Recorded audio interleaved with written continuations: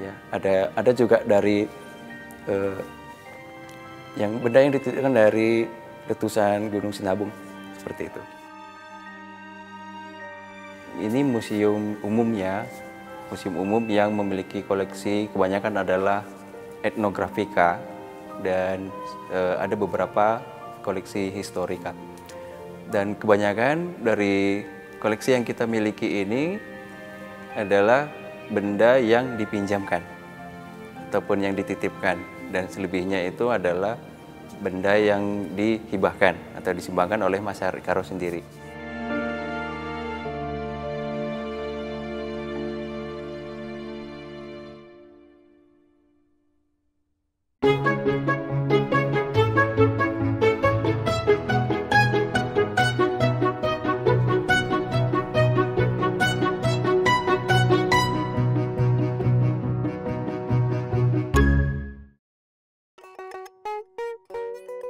Kabupaten Karo terletak di dataran tinggi Karo, Bukit Barisan, Sumatera Utara. Berada di ketinggian 600 hingga 1.400 meter di atas permukaan laut. Berada di ketinggian, tanah Karo Simalem beriklim sejuk. Tanah yang subur dan dikenal sebagai penghasil sayur dan buah ini didiami oleh suku Karo yang memiliki kebudayaan dan adat istiadat yang kental dan masih lestari hingga kini. Jejak sejarah dan peradaban suku Karo masih tersimpan di Museum Pusaka Karo, Kota Brastagi. Jika koleksi museum pada umumnya dimiliki oleh yayasan, pemerintah ataupun pribadi, koleksi di Museum Pusaka Karo sebagian bersifat pinjaman dari warga untuk dipajang dalam jangka waktu tertentu. Mereka adalah suku Karo yang tinggal di Kabupaten Karo, luar daerah, dan bahkan luar negeri. Selain dipinjamkan, banyak juga koleksi yang sudah dihibahkan warga. Museum ini didirikan oleh Leonardus Egidius Joosten, seorang pastor dan misionaris Katolik asal Belanda yang mencintai budaya lokal seperti Karo dan Batak Toba. Saat ia berkunjung di Tanah Karo pada tahun 2005, ia merancang bangunan gereja bernuansa lokal dengan bentuk rumah adat Karo. Kemudian pada tahun 2013, ia memanfaatkan bangunan gereja yang tidak dipakai lagi untuk menjadi Museum Pusaka Karo. Puji Jua, nama saya Kriswanto Ginting. Saya adalah salah satu kurator yang ada di Museum Pusaka Karo di Brastagi. Sejarah pendirian dari Museum Pusaka Karo ini berawal dari inisiatif dari Pastor Leo Joosten, orang Belanda, yang sudah menetap sebagai WNI sejak tahun 98. Kemudian beliau itu bertugas di Brastagi dan punya hobi. Hobi beliau ini adalah menulis dan mengulik budaya, terutama budaya lokal di mana dia bertugas. Awalnya beliau ini ingin membuat pusat studi di Brastagi. Kemudian muncul beberapa saran, akhirnya kita mulai membentuk museum dan kita dapat lokasi di Gereja Katolik. Ya, jadi ini adalah gedung Gereja Katolik yang sudah dibangun sejak tahun 1962 dan tidak dioperasikan lagi sebagaimana fungsinya gereja sejak tahun 2005. Pastor Leo ini imam ya, dia pastor yang bertugas di Gereja Katolik untuk melayani Gereja Katolik, tapi punya hobi membuat karya seperti kamus, gitu ya, seperti buku budaya, dan suka mengumpulkan artefak orang Karo. Karena beliau ini sempat khawatir sebenarnya. Khawatirnya begini, apabila tidak dimulai dengan pembangunan museum waktu itu, jangan-jangan nanti dari generasi yang sekarang tidak akan mengenal bagaimana para leluhurnya dulu dalam bertani, ya, seperti bagaimana mereka tinggalnya di rumah adat dan bentuk-bentuk dari peninggalan lah dari leluhurnya. Kemudian Pastor Roy ini punya satu karisma ya. Beliau itu ketika memulai sosialisasi akan pembangunan museum, masyarakat itu langsung positif dalam menanggapi pendirian museum dan akhirnya ada yang langsung menyumbangkan. Ini museum umum yang memiliki koleksi kebanyakan adalah etnografika dan ada beberapa koleksi historika. Dan kebanyakan dari koleksi yang kita miliki ini adalah benda yang dipinjamkan ataupun yang dititipkan, dan selebihnya itu adalah benda yang dihibahkan atau disumbangkan oleh masyarakat Karo sendiri. Koleksi museum yang kita miliki yang sudah terregistrasi itu ada sejumlah 1.200 koleksi. Klasifikasinya itu paling banyak adalah benda-benda yang berhubungan dengan ritual, upacara, dan peralatan rumah tangga. Dan ada beberapa peralatan pertanian, ini yang paling lumayan banyak, dan juga pertukangan. Ada beberapa perhiasan, ya, ada beberapa juga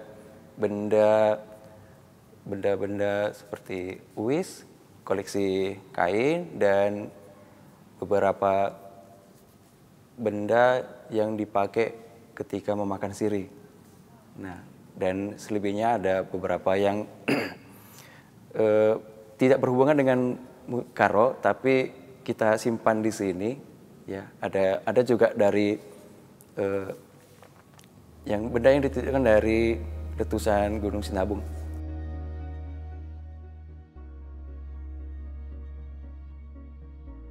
Jadi ini lesung belin, dan ini lesung biasa. Ini ada dari Desa Dokan dan ini dari beberapa tempat.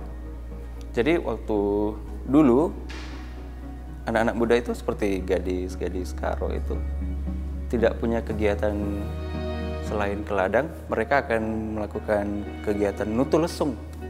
Jadi mereka akan bersama-sama beramai-ramai melakukan kegiatan nutu lesung ataupun menumbuk di lesung ini, seperti menumbuk padi ataupun menumbuk sayuran. Dan kalau sudah mendekati beberapa upacara, mereka akan menumbuk bahan baku untuk membuat kue di sini. Dan di sini juga ada rumah lesungnya. Jadi tidak dibiarkan terbuka, jadi dibiarkan tetap ada di rumah lesung. Jadi ada tempat perlindungan untuk lesungnya sendiri. Gitu.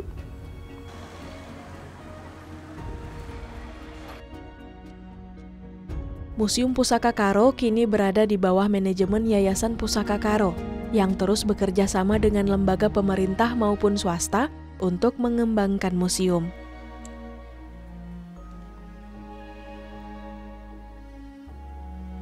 Pada awalnya, Pastor Lewi ini mengetahui kalau dia tidak bisa selamanya dalam mengurus satu museum, gitu ya. Akhirnya dia mengajak orang-orang pribumi yang benar-benar punya satu visi dengan beliau, yang mau membagi waktu dan tenaga untuk melestarikan museum ini. Akhirnya dibentuklah, pada awalnya itu lembaga Museum Pusaka Karo, kemudian sejak 2017 di-upgrade menjadi yayasan. Jadi yang mengelola sekarang adalah Yayasan Pusaka Karo, di mana orang-orang yang di dalam ini bekerja dengan tanpa pamrih, maksud saya. Mereka benar-benar bekerja tanpa mengharapkan apapun dari museum. Ya, pada umumnya ini orang-orang Karo ya, yang kebetulan punya koleksi, tapi tidak sepenuhnya mereka mau disumbangkan. Ya, kita menerima dalam bentuk dititipkan ataupun deposit. Nanti suatu saat mereka akan bila membutuhkan barang itu, bisa dikembalikan dengan membawa catatan ataupun dokumen yang sah dari museum.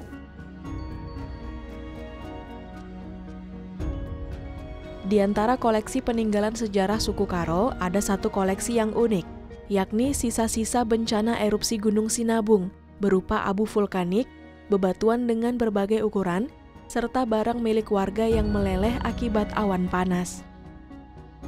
Erupsi Gunung Sinabung pada tahun 2013 menjadi catatan sejarah kehidupan masyarakat Karo. Bahkan hingga kini, tercatat lebih dari 2.000 erupsi Gunung Sinabung terjadi dalam skala kecil, menengah, dan besar. Banyak desa tidak lagi dapat dihuni dan ada yang berstatus siaga. Bukan inisiatif sih sebenarnya. Ada, saya katakan volunteer lah, yang kebetulan suka mengumpulkan nih benda-benda hasil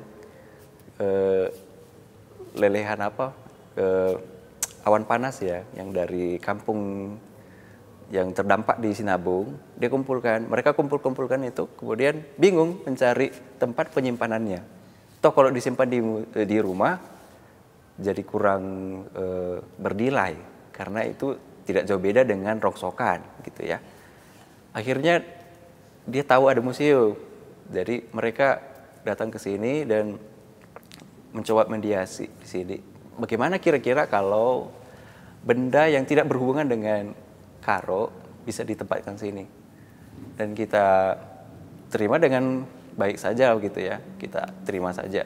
Toh ini juga bagian dari kabupaten gitu ya. Nah, ya. Tidak masalah, kita sediakan satu vitrin untuk mereka. Dan ini mereka kumpulkan di situ sebagian gitu, dan sebagian lagi yang memang tidak memungkinkan diletakkan di museum. Gitu.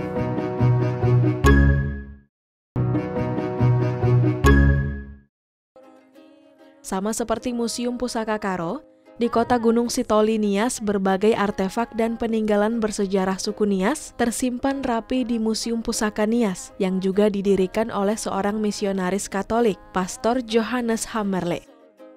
Seperti Pastor Leo, ia juga mencintai budaya dan adat istiadat Nias.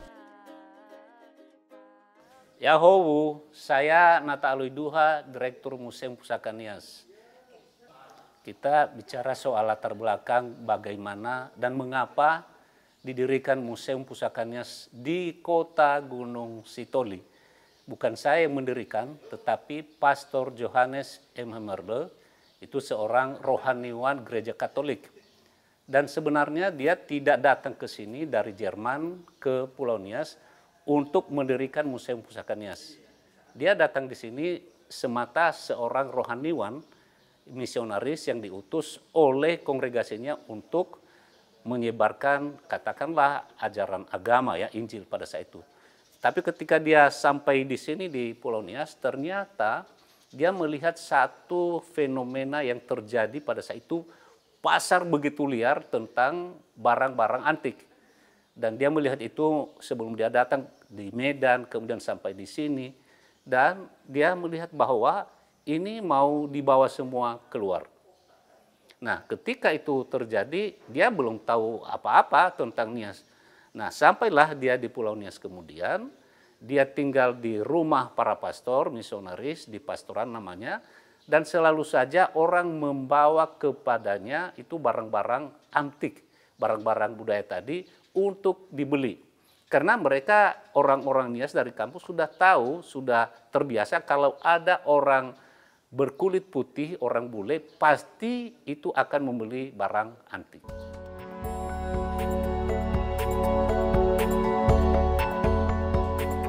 Tidak hanya menjadi tempat penyimpanan koleksi bersejarah, Museum Pusaka Nias juga aktif merestorasi rumah adat Nias.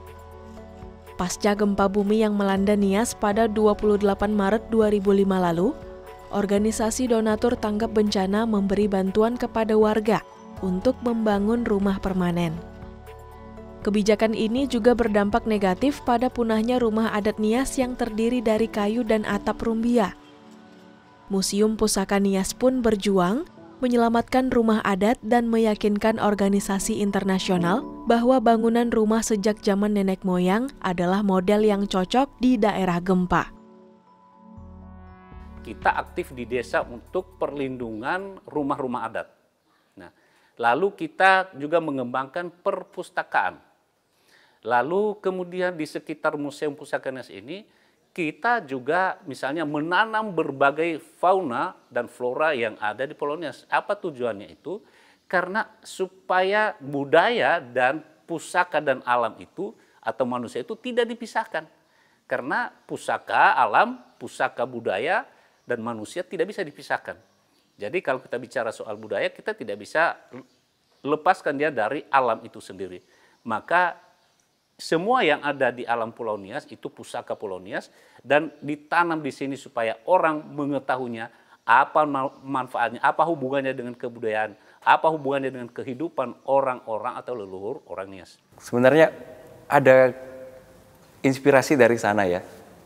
Mereka sama-sama misionaris yang walaupun dari berbeda negara, sama-sama dari Eropa gitu. Museum Pusaka Nias itu duluan ada. Kemudian ketika Pastor Leo berkunjung ke Nias, Pastor Leo sangat tergugah. Beliau sangat mengagumi apa yang dilakukan oleh Pastor Johannes Hammerle waktu itu. Dan beliau dari situ sudah mulai berpikiran, mempunyai ide gimana saya kalau buat di Tanah Karo gitu. Akhirnya kita coba di sini dan sudah 10 tahun kita berhasil bangun Museum Pusaka Karo. Dan ya memang inspirasinya ada dari sana.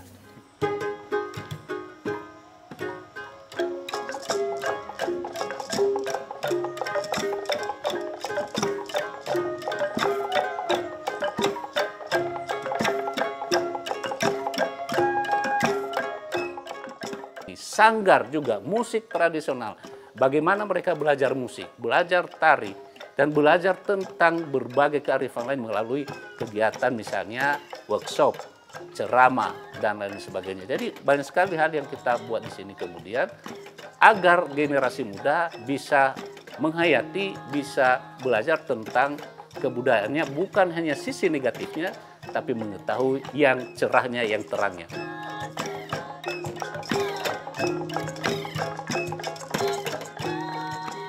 Lebih dari 6.000 artefak yang dimiliki museum ini, dan hanya sebagian saja yang dipamerkan. Benda budaya sejak zaman megalitikum yang ada, membantu para peneliti yang melakukan studi tentang sejarah dan kehidupan lampau leluhur Nias. Museum Pusaka Nias, jangankan dari pemerintah, mengharapkan partisipasi setiap orang untuk ikut dalam mencapai visi misi ini untuk melindungi semua pusaka dan kebudayaan yang ada di Nias ini supaya terlibat. Jadi kita sangat berharap supaya pemerintah ikut. Tetapi ini kita tidak mau bergantung sama pemerintah saja. Kita museum swasta, kita tahu kita harus berperan aktif. Kita tidak hanya menjadi beban bagi negara dan pemerintah. Nah, bagaimana itu mandiri? Kita berusaha supaya kita tidak jadi beban pemerintah terus-menerus. Nah, kita sangat butuh perhatian pemerintah, tetapi kita berusaha juga supaya kita tidak jadi beban. Nah, bagaimana supaya mandiri atau paling tidak jadi beban?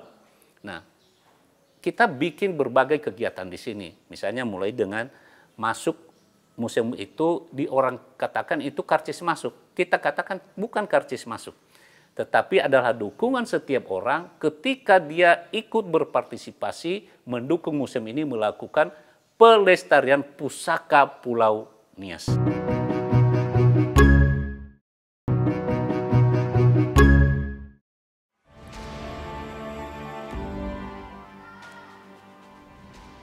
Museum Pusaka Karo eksis tidak hanya untuk melestarikan peninggalan bersejarah, tapi juga mengembalikan rasa cinta dan bangga generasi muda masa kini, khususnya suku Karo terhadap adat istiadat dan kebudayaan Karo.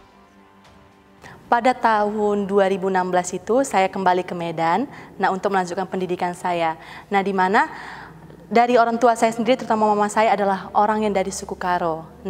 Terutama dari keluarga orang tua saya, mama saya masih kental dengan yang namanya suku Karonya. Di situ saya diajari dengan bahasa Karo dan adat istiadat Karo, serta saya diajak untuk pesta ke suku Karo. Di situ ketika orang tua saya berbahasa Karo dengan saya, mungkin orang tua saya juga ingin mengajari saya berbahasa Karo. Tetapi saya di situ menjawab orang tua saya, loh, kenapa sih Ma berbicara bahasa Karo? Ini kan sekarang udah modern, Indonesia aja lah, nggak usah pakai bahasa-bahasa adat, kan nggak dipakai ke depannya. Tetapi orang tua saya tidak menjawab, mungkin mereka juga berpikir nanti ke depannya anak ini bakalan tahu apa fungsi dari bahasa adat itu. Nah, di situ lama-kelamaan saya mengikuti yang namanya ajang Pijen seperti Putri Pariwisata Nusantara dan Putri Remaja Pendidikan Sumatera Utara. Nah, dari ikuti Pijen ini saya sudah melihat yang namanya berbagai macam budaya yang ada dari Sabang sampai Merauke. Dan di situ saya sangat salut dengan budaya saya sendiri, di mana budaya adat saya adalah budaya Karo. Dari keturunan orang tua saya, mama saya. Nah, di mana situ saya merasa ketika dulu saya tidak bangga terhadap budaya saya dan mulai saat ini saya mulai bangga terhadap budaya saya sendiri, saya mulai kagum merasa, wah ternyata budaya saya masih banyak dikagumi oleh bangsa-bangsa luar negeri. Yang pertama membuat saya kagum itu adalah yang membangunnya adalah seorang dari Belanda. Nah, kalau misalnya orang Belanda saja kagum dengan budaya Karo, maka saya juga harus kagum. Ini sangat bagus karena apa? Melalui museum inilah kita bisa mengajari yang namanya generasi muda yang akan datang untuk memperkenalkan bagaimana budaya kita yang telah berlalu, seperti contohnya mungkin yang mereka belum pernah lihat yang namanya gundala-gundala anak muda yang zaman sekarang khususnya dari orang Karo. Kita tidak bisa menilai yang namanya mereka, ada yang sebagian suka, ada sebagian yang masih mengikuti, ada pun yang sebagian masih seperti Hila zaman dulu gengsi. Nah, tapi mungkin nanti ke depannya mereka akan mengetahui ternyata suku itu dalam diri sendiri itu sangat penting. Banyak pengunjung yang berbeda-beda ya, khususnya untuk yang anak muda, dan ini nggak sama semua. Kita buat 2 kelas untuk anak muda ini. Ada anak muda yang kebetulan generasi muda, generasi Z tadi, yang kebetulan juga suka mengeksplor budaya. Dan ada yang anak muda yang secara kebutuhannya itu adalah mengeksplor budaya, dan ini berbeda ruang lingkupnya. Jadi yang kita lihat sekarang kebanyakan adalah anak muda yang kebetulan punya kebutuhan, misalnya dari sekolah gitu. Paksa gitu ya, secara terpaksa mereka mau tidak mau kan harus ke museum gitu. Sini ada satu artefak bedil yang dulu dipakai saat perang ya. Tapi sebenarnya bedil ini bukan asli dari atau endemik dari senjata orang Karo, karena ini hasil lucutan ketika terjadi perang dari bangsa Belanda. Itu mereka merebut senjata ini kemudian dijadikan untuk melawan agresi dari Belanda itu sendiri. Kemudian dari bedil ini sendiri akhirnya terinspirasi satu lagu yang terkenal, yang cukup nasionalis dari orang Karo yang berjudul Kata Bedil.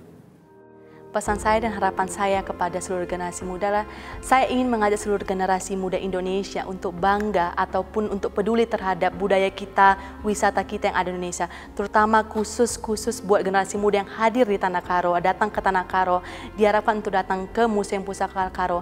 Karena di sini banyak pembelajaran yang bisa kita dapatkan. Nah, karena apa? Bangga terhadap budaya atau wisata Indonesia itu termasuk kepedulian kita terhadap Indonesia kita. Kalau ini bisa ditopang sama pemerintah, justru lebih terjamin museum ini. Terlebih kita museum swasta ya. Kemudian harapan saya museum ini bisa terbuka terus dan dikunjungi terus. Itu saya sudah cukup menggembirakan untuk kita gitu. Karena dengan berkunjung mereka akan memiliki rasa ingin tahu gitu. Penasarannya akhirnya besok akan diceritakan gitu. Dan datang kembali itu menjadi suatu harapan besar dari museum lah.